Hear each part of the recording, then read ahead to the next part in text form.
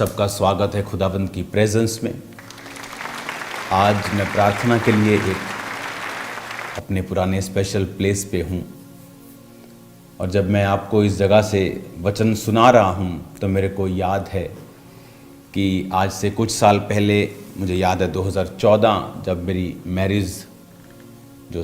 मेरी मैरिज का साल था, जहाँ मैं बैठा हूँ इसके बिल्कुल करीब मेरा प्रार्थना का रूम है। और जब मैं वहाँ पर प्रार्थना करने के बाद सो रहा था तो मेरे चेहरे पे जैसे मोबाइल की रोशनी होती है, टॉर्च होती है, वो मेरे चेहरे पे बजने लगी और मुझे लगा कि मेरी वाइफ मेरे साथ मजाक कर रही है या मुझे देख रही है कि क्योंकि यहाँ बेसमेंट है तो बाहर की रोशनी इतनी नहीं है। तो मैं अपनी आंखों को बंद करके ना नींद में था ना जाग रहा था। जैसे परमेश्वर के साथ आप कनेक्ट हो जाते हो तो आपको कई बार प्रार्थना के बाद कुछ लोग समझ रहे होंगे इस चीज़ को, तो वो वाली सिचुएशन थी। और जब मेरे चेहरे पर रोशनी बज रही थी तो मैं अंदर से सोच रहा था, क्योंकि मेरे को पसंद नहीं कोई चेहरे पे मेरे ये मोबाइल टॉर्च मारे, तो मैं अंदर से सोच रहा था कि ये क्यों मोबाइल टॉर्च सोनिया मुझ पे मार रही है, क्यों ऐसा कर रही। लेकिन जब मैंने आंखों को खोला कुछ देर बाद तो कोई वहाँ पे नहीं था।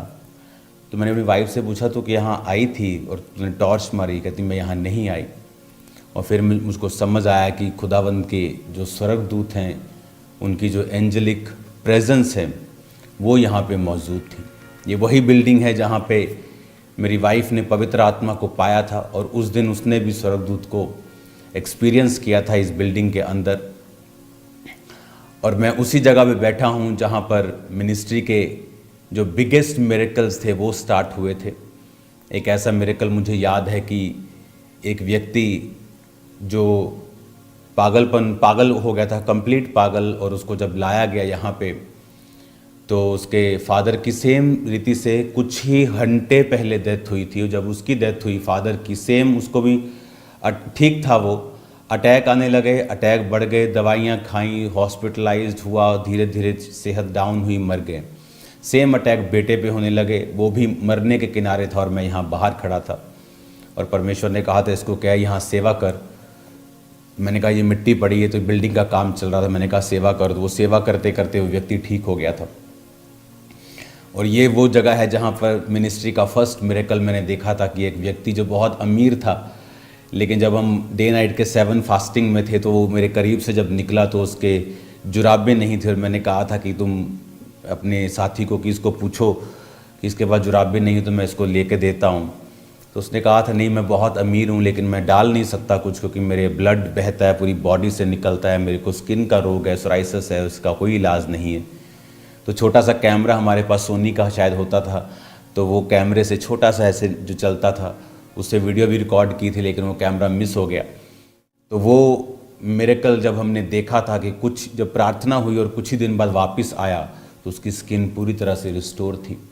मैं उस शुरुआत वाली जगह से आज आपको परमेश्वर के वचन को दे रहा हूँ और मैं ये बिलीव करता हूँ कि आज की जो रेवलेशन परमेश्वर का आत्मा आप पर जाहिर करेगा वो आपको सेम नहीं रहने देगा, वो आपको एक सा नहीं रहने देगा। जब भी परमेश्वर ने कोई बड़ा छुटकारा किया है तो अपने वचन के द्वारा किया है। एक वचन है जो बाइबल में लिखा हुआ है, एक वचन है जब ये लिखा हुआ वचन जीवित हो जाता है, ये रेमा बन जाता है। ये आपको करंट आज बाइबल में तो 10,000 12,000 तरह की चीज़ें लिखी होंगी, 15,000 पता नहीं कितने लाख तरह की चीज़ें लिखी होंगी, लेकिन आज इस कलीसिया को क्या चाहिए वो रेमा वचन के द्वारा परमेश्वर देता है, अपनी आत्मा के द्वारा स्पेसिफिकली एक वचन की ओर टारगेट करता है कि आज तुझे ये बात अपने लोगों से करनी है, क्योंकि परमेश्वर का आत्मा जानता है आपको किस रीति से छुड़ाना है।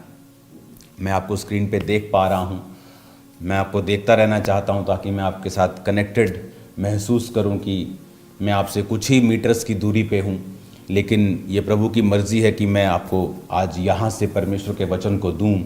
और मैं लाइव हूँ, ये रिकॉर्डेड मैसेज नहीं होता। तो मैं ये बात समझता हूँ, मैं ये बात जानता हूँ कि परमेश्वर का जो रूह है, उसका जो आत्मा है, वो इस वचन के ज़रिए वो आपको छुड़ाएगा और वो आपसे बात करेगा। आज जब हम इस वचन को सुन रहे होंगे तो मैं चाहता हूँ इससे पहले हम एक प्रार्थना करेंगे और एक सॉन्ग हम क्वायर के साथ मिलकर गाएंगे। तेरा कलाम है चिराग। अपने हाथों को उठाकर हम प्रभु से कहेंगे, खुदावन तेरा जो वचन है, तेरा जो कलाम है वो मेरी राहों की रोशनी है। अपने हाथों को उठाकर थैंक यू जीसस बोल के सिर्फ क्वायर के साथ हम इस सॉन्ग को गाएंगे। अपने हाथों को खुदावन से कहो, परमेश्वर आज जो वचन मैं सुनूं मेरी ज़िंदगी में 100 गुना फलों को लेके आए। इस वचन के ज़रिए खुदावन मैं तेरे करीब जाऊं और तेरी योजनाओं को मैं समझ सकूं। कितनी अच्छी है अक्ल की बातें, वो मुझे शहद से भी मीठी है। कितनी अच्छी है अक्ल की बातें, वो मुझे शहद से भी मीठी है। अपने हाथों को उठा के कहो, खुदाबंद आज मैं अपने कानों को खोलता हूँ तेरे वचन को सुनने के लिए। प्रभु यीशु मसीह के पवित्र और सामर्थी नाम में हम मांगते हैं, आमीन आमीन। खुदाबंद की प्रेजेंस आज हमारे बीच में है और मैं ये आपको कह सकता हूँ, जहाँ मैं बैठा हूँ, जहाँ आप बैठे हैं, आप प्रभु की उपस्थिति को अपने पास महसूस कर रहे होंगे। आप जान रहे होंगे कि परमेश्वर की उपस्थिति हमारे साथ है। ये वो प्लेस है जहाँ पर बड़ी बड़ी टेस्टिमनीज को परमेश्वर ने हमें दिया है। मुझे याद है मेरी वाइफ मुझे एक टेस्टिमनी मुझे दे रही थी कि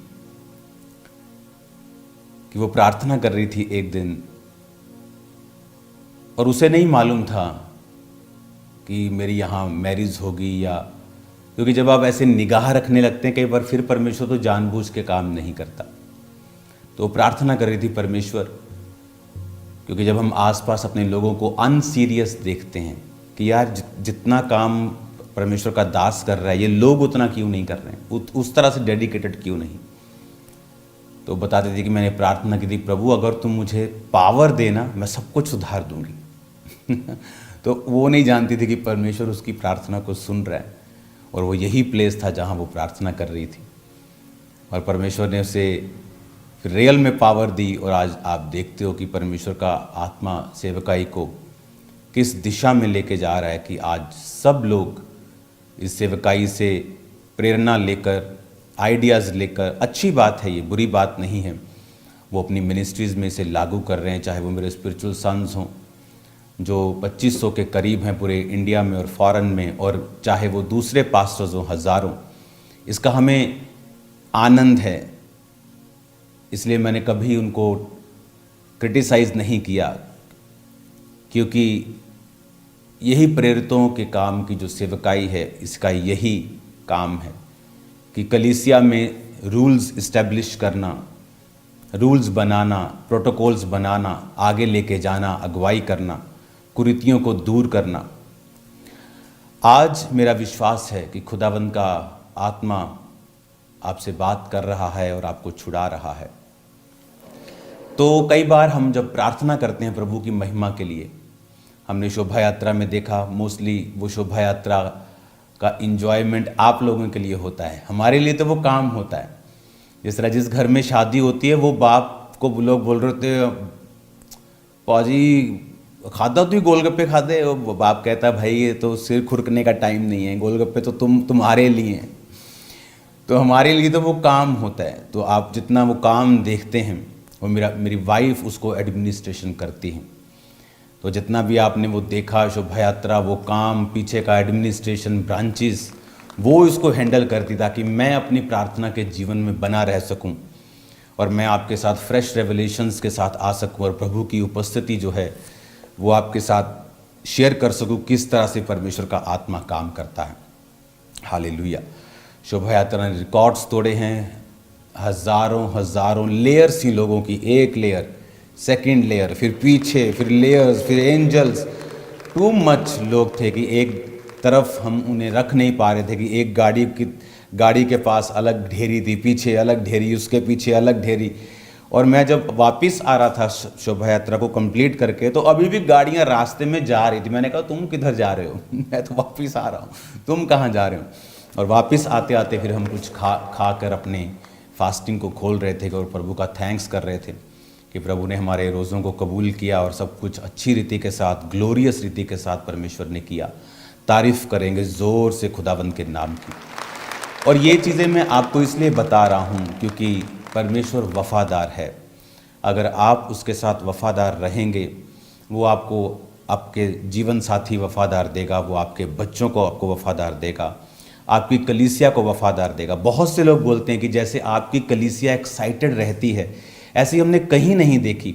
आपको देखकर लोगों को प्रभु के वर्शिप में हर जगह ये लोग ओवर एक्साइटेड रहते हैं। ये क्या रीज़न है? जैसे आप परमेश्वर के साथ हैं, जितना आप प्रभु को वैल्यू करते हैं, उतना ही प्रभु लोगों के ज़रिए, आपके परिवार के ज़रिए आपको वैल्यू देता है। अगर आप उसकी बात को गिरने नहीं देते हैं तो आपको परमेश्वर लोग भी ऐसे देता है जो आपकी बात को गिरने नहीं देते, नहीं तो फिर वो आपकी लाइफ में नहीं रहते। हालेलुया।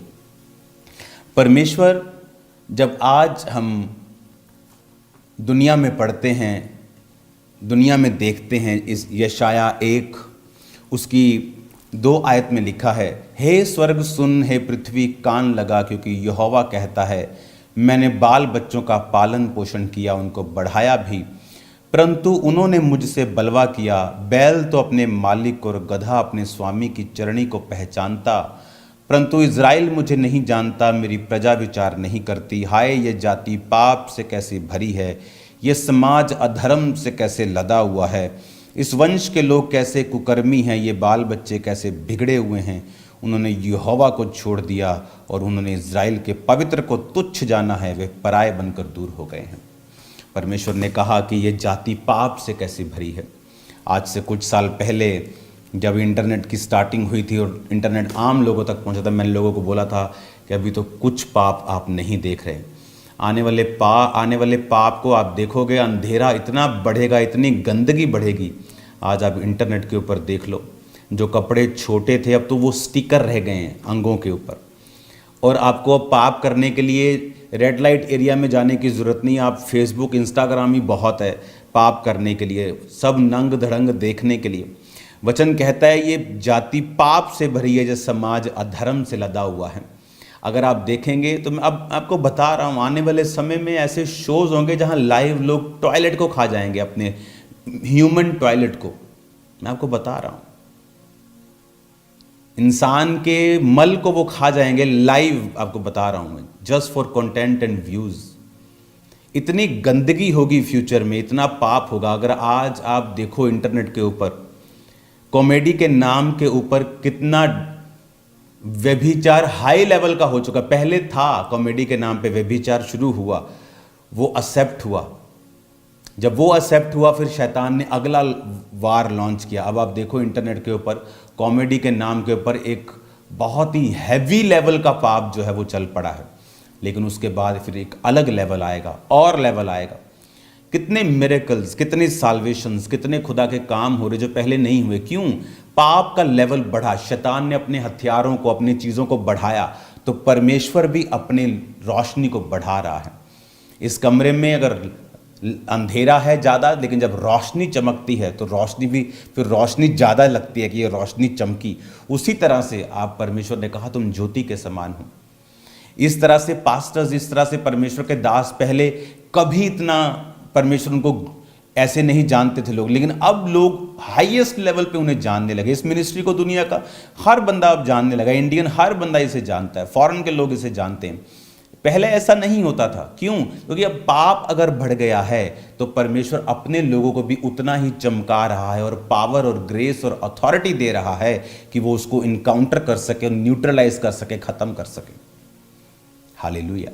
अब देखो बच्चे बीमार हो रहे, लोगों के बच्चों को कैंसर हो रहे। पहले कभी नहीं सुनाई देता था, कैंसर बुजुर्गों को होता था, जवानों को, लेकिन अब देखो धीरे धीरे ये मतलब न्यू बॉर्न बेबीज तक पहुंच गया। और क्योंकि पाप बढ़ा तो परमेश्वर ने कहा ये समाज अधर्म से लदा हुआ, इस वंश के लोग कैसे कुकर्मी, इनके बाल बच्चे कैसे बिगड़ गए। 5 आयत में लिखा, तुम बलवा करके क्यों अधिक मार खाना चाहते हो, तुम्हारा सिर घावों से भर गया, तुम्हारा हृदय दुखों से भरा है। यशाया भविष्यद्वक्ता, ये बाइबल की स्टडी में नहीं लिखा, लेकिन अगर आप इजरायली इतिहास को पढ़ते हैं तो उसमें आपको लिखा मिलता है कि जो यशाया भविष्यद्वक्ता था वो 2 फाड़ कर दिया गया था और राजा मनश्शे के द्वारा मरवा दिया गया था। उसको 2 फाड़ कर दिया गया था और राजा मनश्शे के द्वारा उसे मरवा दिया गया था। अगर आप इजराइल की हिस्ट्री देखें तो परमेश्वर चाहता नहीं था इनका राजा हो। परमेश्वर चाहता था कि मैं अपनी आत्मा से तुम्हें अगुवाई करूं, न्यायी लोग, आत्मा से भरे हुए लोग तुम्हारी अगुवाई करें।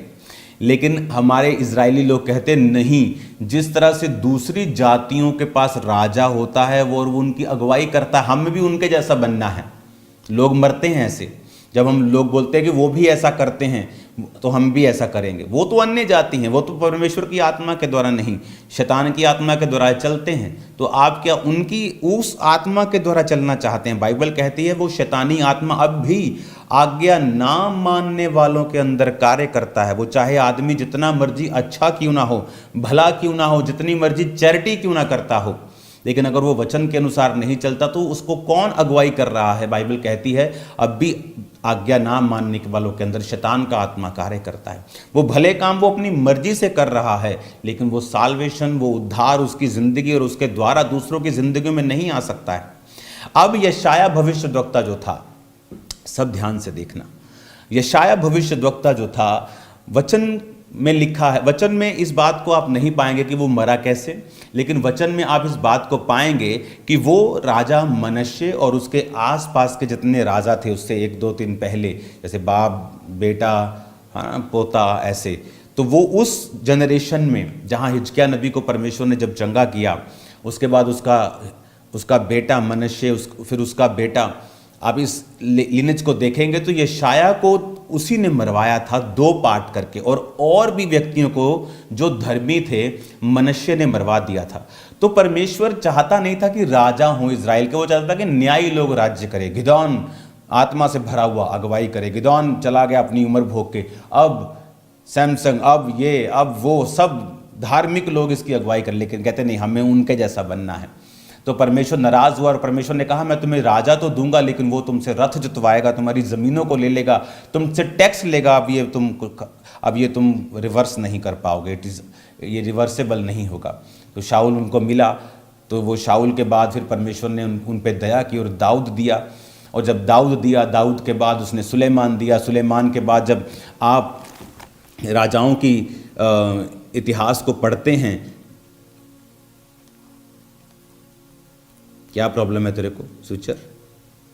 अगर आप इतिहास को पढ़ते हैं, जब आप मत्ती की पुस्तक को भी पढ़ते हैं तो उसमें भी लिखा है सुलेमान से रहबाम, रहबाम से अबिया, अबिया से आसा, आसा से यहोशापात, यहोशापात से योराम, योराम से उज्जिया, उज्जिया से योताम, योताम से अहाज, अहाज से हिजकिय्याह।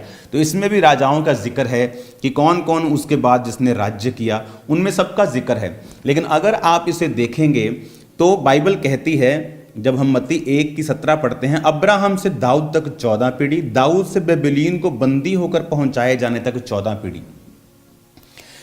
तो दाऊद से पहले राजा था शाऊल। तो आप इमेजिन करो, शाऊल, दाऊद, दाऊद के बाद है ना सुलेमान, उसके बाद रहबाम, अबिया, अबिया से आसा, ये लोग राजा हुए। मैं आपको ये क्यों बता रहा हूं, इसका रीजन है, परमेश्वर, बाइबल कहती वो पाप करते गए, मूर्ति पूजा करते गए, व्यभिचार करते गए, हर तरह का वो गुनाह करते गए। और परमेश्वर क्या करता था जब वो गुनाह करते थे? दुश्मनों को हावी कर देता था। वो राजा जो बड़े बड़े इज़राइल से हार जाते थे जब परमेश्वर उनके संग होता था, और जब ये फिर लोग भूल जाते थे परमेश्वर को, आदमी भूल जाता प्रभु को जब उसको सारी ब्लेसिंग्स मिल जाती, उसे वो क्लाउड एक दुनिया का कवर कर लेता, उसे लगता है कि ये मेरी वजह से है, ये ऐसा हो सकता है, इत्तेफाक हो सकता है। तो वो जब बिगड़ जाते थे, परमेश्वर एक कमज़ोर सा, एक टुच्चू सा राजा उठाता था और वो इज़राइल पे कब्जा कर लेता था। इज़राइली रोते थे, दुखी होते थे, परमेश्वर फिर अपने लोगों को उठाता था, फिर उन्हें खड़ा करता था, फिर वो राजे बिगड़ जाते थे, परमेश्वर फिर उन्हें मारता था। तो कुछ देर तक परमेश्वर सहन करता गया। आपको अपने बच्चे को सिखाते हैं, आप उसे डांट लगाते हैं, छड़ी लगाते हैं, लेकिन जब आप देखते हैं कि ये पैटर्न बन गया, ये सुधरते ही नहीं, फिर आप एक बड़ी मार के लिए उन्हें तैयार करते हैं। यशाया भविष्यद्वक्ता, मैं आपको बताना चाहता हूँ, जब जब बाइबल में किसी खास परमेश्वर के चुने हुए जन के ऊपर लोगों ने अटैक किया है और उन्हें मारा है या उन्हें डिस्ट्रॉय करने की कोशिश की है या उन्हें परसिक्यूट किया है, परमेश्वर ने वहां पर कहा अब बस, मैंने तुम्हारा व्यभिचार, मैंने तुम्हारी मूर्ति पूजा, मैंने सब कुछ सहा, तुम्हें सजा दी, फिर तुम्हें माफ किया। लेकिन जब मनश्शे ने यशाया को मरवा दिया, तब परमेश्वर ने कहा बस, अब बस, दैट्स इट। और उसके बाद क्या हुआ? इस मनश्शे के बाद अमोन के बाद योशिया, अगर आप 10 आयत को पढ़ें तो जब उसने मरवा दिया, तो मरवा दिया, उसका बेटा था, उसका बेटे का बेटा था, क्योंकि जो मनश्शे था उसने सबसे ज़्यादा समय इज़राइल यहूदा के ऊपर राज्य किया, सबसे ज़्यादा टाइम उसने राज्य किया, वो सबसे निकम्मे राजाओं में से एक था। उसने मूर्ति पूजा करवाई, उसने बलियां दी अपने बच्चों की, उसने इकोनॉमी के लिए कि लोग आएंगे, इकोनॉमी हम ये भी खोल दें, हम ये भी खोल दें, इकोनॉमी के लिए उसने बड़े पंगे किए कि मेरी इकोनॉमी जो है वो स्ट्रांग हो जाए, सब लोगों को साथ लेने की कोशिश की, सब चीज़ें करने की कोशिश की उसने। अगर आप उनकी हिस्ट्री पढ़ेंगे तो ऐसे उनमें कुरीतियाँ थी कि वो अपने अपने अपने धार्मिक प्लेसेस के अंदर जाकर व्यभिचार करते थे, आदमी और औरत, उनके ये रिचुअल था, उनके रीति रिवाज का एक पार्ट था। तो उसने फिर वो स्टार्ट किया, जो उसके पिता ने बंद करवा दिया था उसने सब स्टार्ट कर दिया, और उसने फिर यशाया को मरवाया। जब उसने यशाया को मरवा दिया, परमेश्वर ने कहा बस। और ये वो समय था जब परमेश्वर ने इज़राइल की महिमा को पूरी तरह से मिट्टी में मिला दिया। नो मोर किंग नाउ।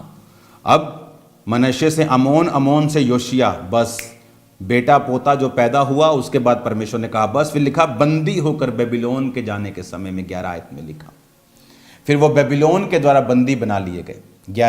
10 आयत को पढ़ेंगे। हाँ, 11 आयत मती की 1 की 11, तुम कहाँ घूम रहे हो? बंदी होकर बेबीलोन जाने के समय में योशिया से यकुन्याह और उसके भाई उत्पन्न। फिर वो सारी जो इजरायली जाति थी वो बंदी बना लिए गए, लोगों और राजाओं समेत। नाउ नो मोर किंग। पहले परमेश्वर थोड़ी थोड़ी सजा देकर उनको सुधारता था, परमेश्वर ने कहा अब तुम्हारी बस हो गई, अब मैं तुम्हें पूरी तरह से बंदा बनाऊंगा। और फिर क्या हुआ? बेबीलोन को बंदी बनाकर वो पहुंचा लिए गए, बंदी बना लिए गए, जस्ट ऊपर से सीधा नीचे बंदी बना लिए गए, मजदूर बना लिए गए। हालेलुया। और जब यशाया मरवा दिया गया, अगर आप देखेंगे जहां जहां परमेश्वर के लोगों को निरादर किया गया, परसिक्यूट किया गया, मारा गया, उसके बाद जो सजा लोगों के ऊपर आई है वैसी कभी नहीं आई। जीसस को क्रूस पे चढ़ा दिया तो राजा बोला तू बोले तो मैं तुम्हें माफ कर सकता हूं, कोई गुनाह तुझ पे साबित नहीं होता। लोग कहते नहीं उसको क्रूस पे चढ़ाओ, वो बोला नहीं। प्रभु यीशु मसीह कहते मैं अपनी मर्जी से आया हूं, अपनी मर्जी से मारा जाऊंगा, अपनी मर्जी से तीसरे दिन मुर्दों में से जी उठूंगा। और वचन कहता है कि वो हाथ धोता है और बोलता है मैं इस धर्मी के लहू से निर्दोष हूँ। उसकी पत्नी बोलती है राजा की, इसके हाथ मत डालना, मैंने स्वप्न में बड़ा दुख उठाया इस बंदे के कारण, दूर रहना इस धर्मी से। कहता मैं निर्दोष हूँ भाई। सारे लोग बोले इसका लहू हम और हमारी संतानों के ऊपर हो। एग्जैक्ट यीशु मसीह के जी उठने के कुछ साल बाद, कुछ दशक बाद, आप हिस्ट्री पढ़ो, पूरे इज़राइल को खत्म कर दिया गया था, पूरे इज़राइल को खत्म कर दिया गया था। उनके वर्शिप प्लेसेस को ढा दिया गया था, पूरे इज़राइल को फिनिश कर दिया गया था। और वो कितने 100 साल के बाद जाके फिर वो देश बना, आपको मालूम? कारण जीसस क्राइस्ट को मारना, उसके लहू को, उसके दोष को अपने ऊपर लेना। हालेलुया। क्या परमेश्वर एक अफ्रीका में, मैं एक सिस्टर को जानता हूं, बहुत अच्छी वर्शिपर थी। वो इतनी अच्छी वर्शिपर कि जब वो गाती थी तो आत्मा उतरता था। उसका पास्टर जो था वो बड़ा अनॉइंटेड मैन ऑफ गॉड था, very anointed man of God. तो वो जब सेवकाई चली तो वो भी साथ चली और वो भी अनॉइंटेड होती गई, अभिषेक में भरती गई, बढ़ती गई। उसके सॉन्ग्स जो थे बहुत चलते थे, लोग आत्मा से भरते थे। जब वो एक लेवल पे आई, बहुत बड़ी हो गई। अब प्रॉब्लम ये है कि जब ये नए लोग चर्च में होते हैं, तब इनका पास्टर कुछ भी इनकी बेइज्जती करे, तब इनको प्रॉब्लम नहीं होती। क्यों? क्योंकि अब तक इनका नाम नहीं हुआ होता, अब तक मसा नहीं उतरा होता। फिर ये सब करने, मिट्टी में बैठकर लौटने के लिए भी तैयार हो जाते हैं। लेकिन जब परमेश्वर इनको बढ़ा देता है, इन्हें लगता है कि no, I am very anointed, I am very gifted. और उस औरत ने, उस वर्शिपर ने उस चर्च को छोड़ दिया जहां से वो बढ़ी थी। जब आप अंगीठी में होते हैं और सब कोयले जल रहे होते हैं, तो कोयले को लगता है वाह, I am burning for the Lord, कि मैं तो जल रहा हूं, मैं तो बल रहा हूं, मेरी वजह से अंगीठी बल रही। उसे ये नहीं पता तेरी वजह से अंगीठी नहीं बल रही, अंगीठी की वजह से, उस संगति की वजह से तू जल रहा है। और जब उसको बाहर निकाल दिया जाता है, कुछ देर वो अभी भी गर्म रहता है। वो जब वो वर्शिपर अपनी चर्च से बाहर आई तो कुछ देर बड़ी गर्म रही, उधर इनविटेशन, इधर इनविटेशन, वो देश बुला रहा है, वो भी ऑलरेडी उस पास्टर की वजह से वो पूरी दुनिया में मशहूर थी। वो देश बुला रहा है, वो देश बुला रहा है। लेकिन अगर आप उसकी लाइफ को चेक करेंगे, धीरे धीरे वो अनॉइंटिंग कम होती गई, वो ग्रेस कम होती गई। जिस वजह से परमेश्वर ने उसे अभिषेक किया था, जब वो वजह छूट गई, धीरे धीरे कम होती गई। अब आप उसको नोटिस करो, जब वो गाती है वो मसा नहीं उतरता, वो आत्मा फील नहीं होता। अच्छा गाती आज भी, लेकिन वो मिसिंग है जो परमेश्वर, उन्हें लगता है कि सेवा ही करनी, जहां मर्जी कर लो। नो, परमेश्वर के पास कोई बी प्लान नहीं है। मैंने बड़े बड़े लोगों के मसों को खत्म होते देखा है जब उन्होंने अपने मदर प्लेस को छोड़ा है। जब जिस दास की वजह से उनको मसा मिला है, मैंने उनको ट्रबल में जाता हुआ देखा है, बीमार देखा है लोगों को। ये मेरी लाइफ की टेस्टिमनी है। मैंने बहुत सी प्रॉब्लम्स को अपनी लाइफ में देखा है जब मैंने अपने स्पिरिचुअल फादर से पंगा लिया है। और लोगों को लगता है परमेश्वर कर रहा है, परमेश्वर नहीं कर रहा हो। तुम कोई वैनिहीन की तरह करोड़ों में थोड़ी हो कि तुम्हारे जीवन पे इतने अटैक आ रहे हैं कि हम करोड़ों में सुसमाचार सुना रहे हैं। वो 10 लोगों में तुम काम नहीं कर रहे हो और तुम पे अटैक हो रहे हैं। क्यों? तुम्हें मालूम नहीं। परमेश्वर कहते जी सबसे प्यार करता है। हाँ, वो करता है, वो पक्षपात नहीं करता। एक के लिए वो दूसरे को क्यों सजा देगा? लेकिन वो एक के लिए सजा नहीं दे रहा, वो उस यशाया के लिए, जीसस क्राइस्ट के लिए, आज के लोगों के लिए दूसरों को सजा नहीं दे रहा। वो कहता है कि मेरे प्लान का आदर करो। जब पुलिस आपके इलाके में होती है, चाहे आप छोटे से छोटे हवलदार को थप्पड़ मार दो या उससे बदतमीजी कर लो, फिर वो आपकी क्या हालत करते हैं, इंटरनेट पे वीडियोस आपने देखी होंगी। क्यों? बात उस छोटे सिपाही की नहीं है, बात पुलिस की, बात इज्जत की, बात सिस्टम की है। जब आप सिस्टम से भिड़ते हैं तो आप पूरे फिर सिस्टम से भिड़ जाते हैं, आप छोटे से सिपाही से भिड़ते हैं। जब प्रभु अपने लोगों को खड़ा करता है, वो कहता है मेरा इस पर एक बड़ा प्लान है, एक बड़ी योजना है और मैं तुझे उस योजना में जोड़ता हूं। लेकिन तेरी आशीष तभी तक है जब तक तू इस योजना में है। और जैसे ही लोगों को फिर समझ आती है कि हो हमसे गलती हो गई, लेकिन कुछ वापस आते हैं, कुछ ईगो वाले होते हैं जिनके अंदर घमंड होता है, और वो और नाश होते जाते हैं और लंबा समय होते ही जाते हैं, क्योंकि उनका घमंड जो है कि लोग क्या कहेंगे अगर हम वापस जाएंगे। तो वो अभी भी पीपल्स बॉन्डेज में है। और दुनिया का सबसे बड़ा बॉन्डेज एक सेवा करने वाले के लाइफ में है, दुनिया का पीपल्स बॉन्डेज। लोग क्या कहेंगे? अगर मैं उसको अनॉइंटेड बोल दूंगा, उस मैन ऑफ गॉड को, तो मेरे लोग उधर ना चले जाएं। अगर मैं उसको ऐसा कर दूंगा, मेरे लोग इस वजह से कुछ अनॉइंटेड लोगों की खिलाफत करना शुरू कर देते, बाद में प्रभु से जूतियां खाते फिर चुप कर जाते हैं। जब उनको अपने घरों में अटैक होते हैं, अपने सिस्टम पे अटैक होता है, जब उन्हें समझ आती है कि नहीं, हमने रॉन्ग किया। और एक नहीं, मैं आपको हजारों टेस्टिमनीज दे सकता हूं।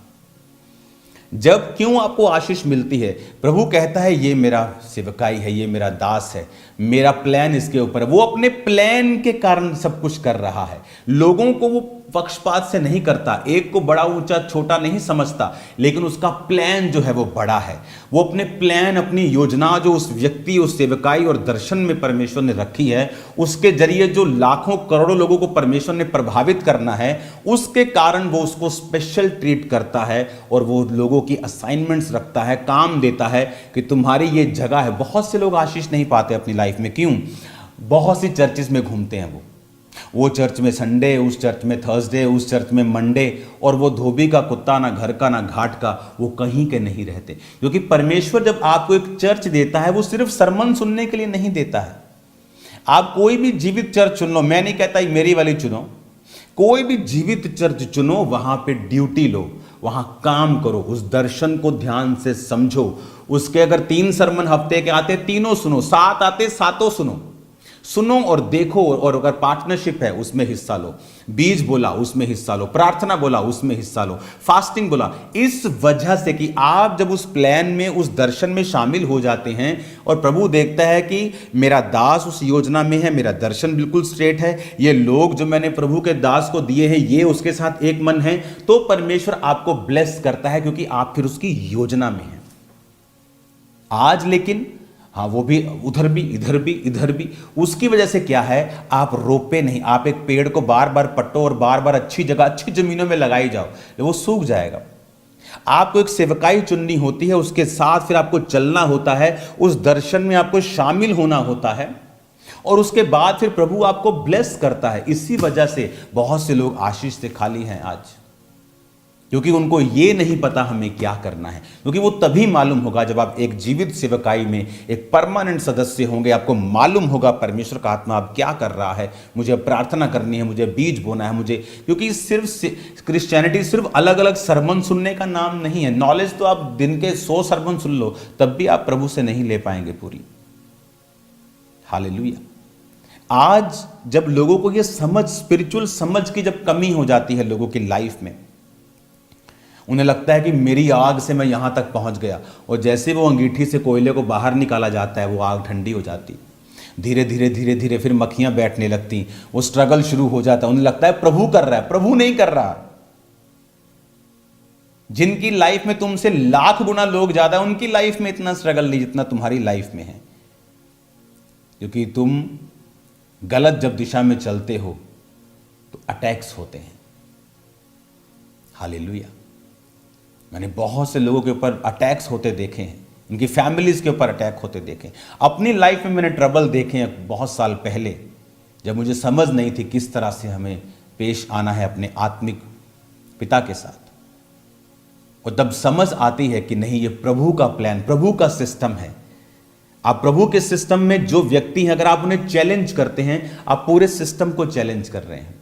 इसलिए लोग बोलते हैं ये भी तो प्रभु का दास, ये तो हमारे जैसे, हम में भी आत्मा है, इसमें भी आत्मा है, हम भी प्रभु के बच्चे, उसने हमारे लिए भी लहू बहाया। वो सब ठीक है, लेकिन वो प्लान जो उसके ऊपर है वो तुम्हारे ऊपर नहीं। वो जो चुनाव प्रभु का है, कि प्रभु ने चुना कि ये मेरा बैंक मैनेजर है, ये मेरे बैंक का कैशियर है, अगर आप उसको फाइट करेंगे, आप ऊपर फाइट कर रहे हो। क्योंकि परमेश्वर ने एक सिस्टम बनाया है कि अगर परमेश्वर को, दुनिया को बचाना है तो सिस्टम बनाया, चर्च बनाई। अगर प्रभु की आत्मा नहीं काम करना था तो प्रभु कहता मेरा आत्मा काम करेगा, तुम बैठो देखो क्या होता है। तो प्रभु ने क्या कहा, चेलों को जाओ और सुसमाचार को सुनाओ और सब जातियों को चेला बनाओ। तुम जाओ, और बाइबल कहती परमेश्वर ने जहां वो आप जाने को था, 2-2 जनों को भेजा कि वो गए और सब लोगों को उन्होंने, जहां प्रभु ने सुसमाचार सुनाना था, उन्होंने सुसमाचार सुनाया। हालेलुया।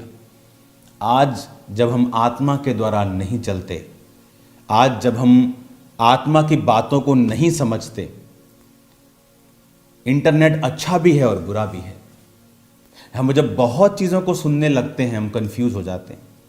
हमें समझ नहीं आता। बहुत से लोग ऐसे थे जिनको मैं पाप में देखता था, लेकिन उनकी ज़िंदगी में कलीसिया थी। मैं प्रभु से पूछता था, अफ्रीका की ये बात है कि प्रभु वो पाप में मैं जानता हूँ। मेरे स्पिरिचुअल ब्रदर्स बताते थे कि वो पास्टर, वो प्रॉफिट पाप में है और लड़कियों को पैसे देता है व्यभिचार के लिए। मैंने खुद अपनी आंखों से देखा है। मैं क्या करूं? मुझसे पूछ रहा था फ़ोन पे, मैं अभी लगा रहा हूं कि हट जाऊं।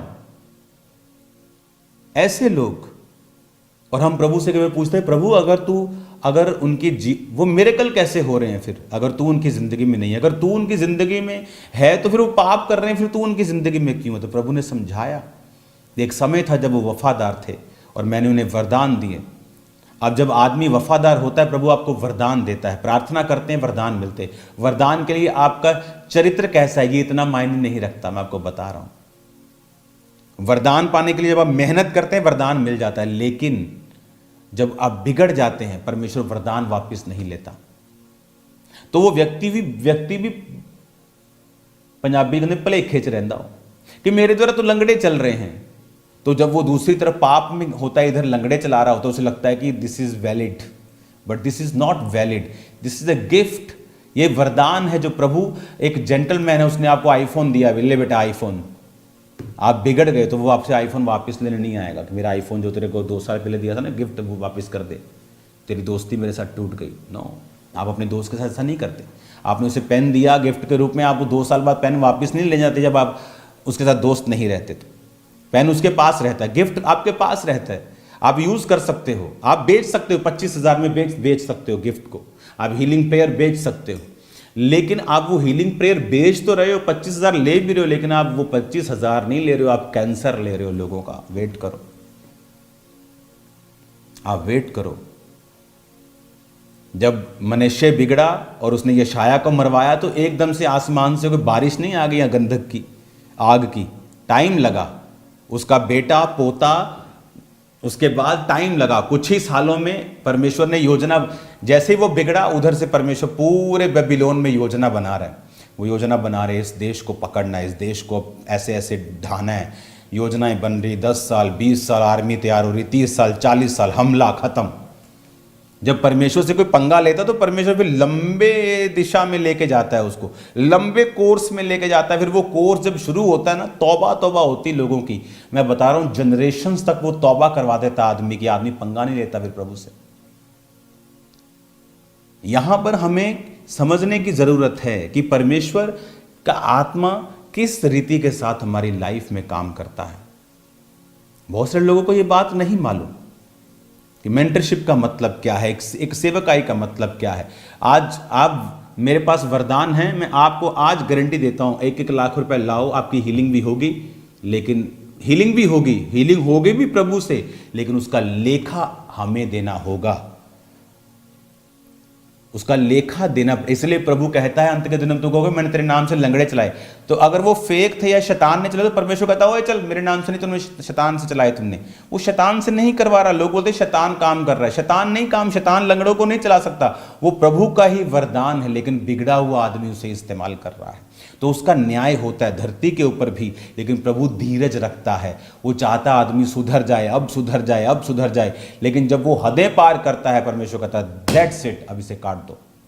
और मैंने लोगों को देखा है करते हुए, लेकिन देखा है उनको 8-8 10-10 साल बढ़ते हुए,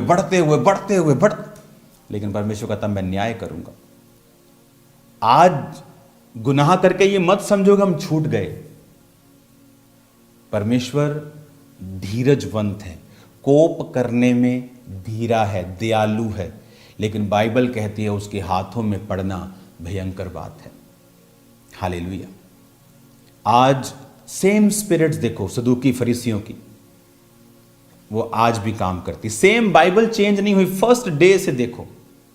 आज भी आत्मिक जो काम करते हैं लोगों ने बोलते हैं पाखंड करते हैं।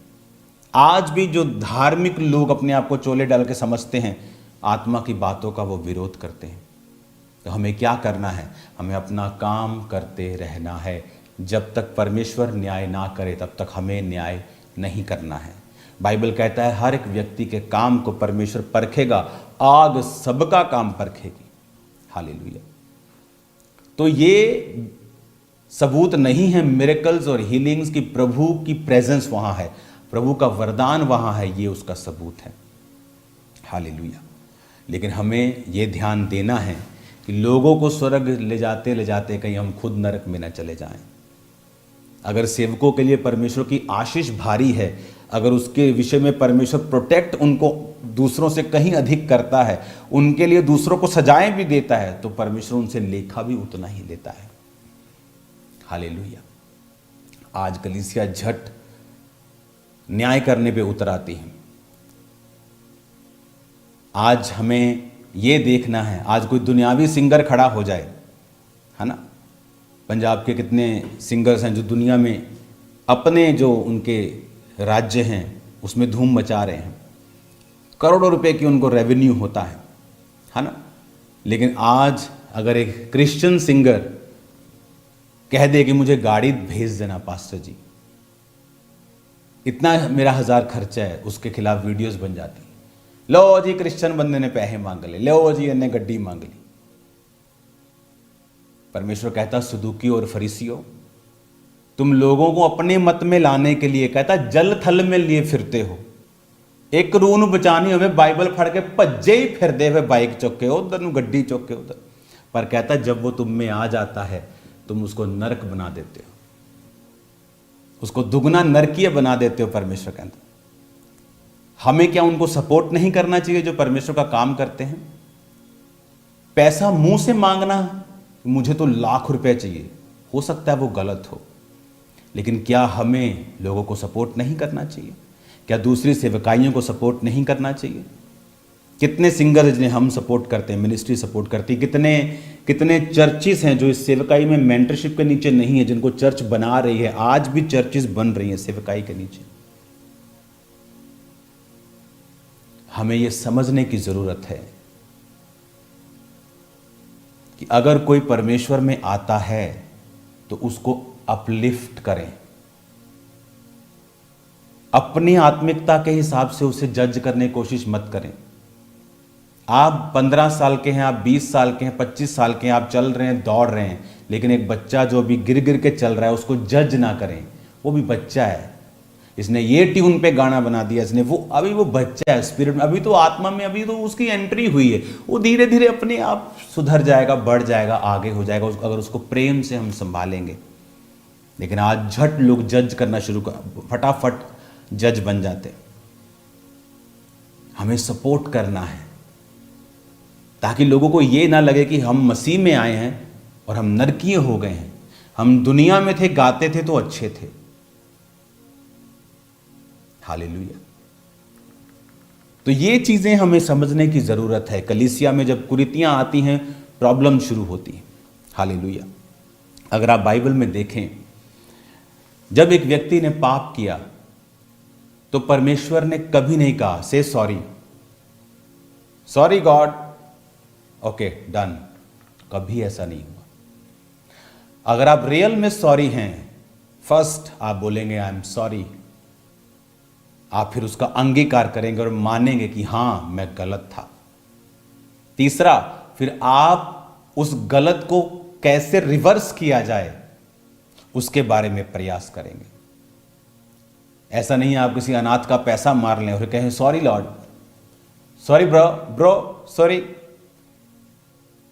गॉड सेड पहले सॉरी, से आई एम सॉरी। आप मानो आप गलत हो, हाँ प्रभु मैं गलत हूं।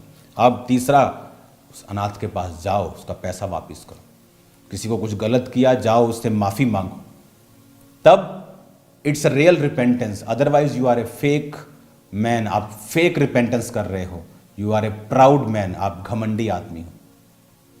लोग से सोचते हैं कि खामरा चर्च बढ़ गई। मैं आपको बताता हूं, इस घर में सैकड़ों पास्टर्स आए होंगे और कोई पास्टर ऐसा नहीं था जिसके मैंने पैर नहीं धोए। शुरुआत में 2004, 5, 6, 7 ले हैंड नहीं मैं करवाता था, लेकिन सबकी इज्जत मैंने की है, ऑनर किया है, परमेश्वर के वचन को समझा है। आज झट लोग मुंह खोलते हैं और किसी अनॉइंटेड बंदे के खिलाफ बोल देते हैं और बाद में खुद धक्के खाते हैं। फिर खुद पनिशमेंट्स प्रभु से लेते हैं और रोते हैं, फिर क्रिश्चियनिटी को दोष देते हैं। मैं ऐसा नहीं था, मुझे मालूम था, मैंने भी कुछ मेरे साथ भी हुआ, लेकिन मैं जल्दी सुधर गया।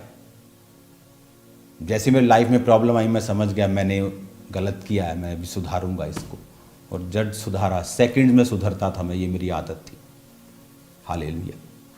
आज हमें ये बात सीखने समझने की ज़रूरत है। अगर हमें आशीष चाहिए, बरकत चाहिए, तो हमें वैल्यू समझनी होगी अनॉइंटेड चर्चिस की, जीवित चर्चिस की, मैन ऑफ गॉड की।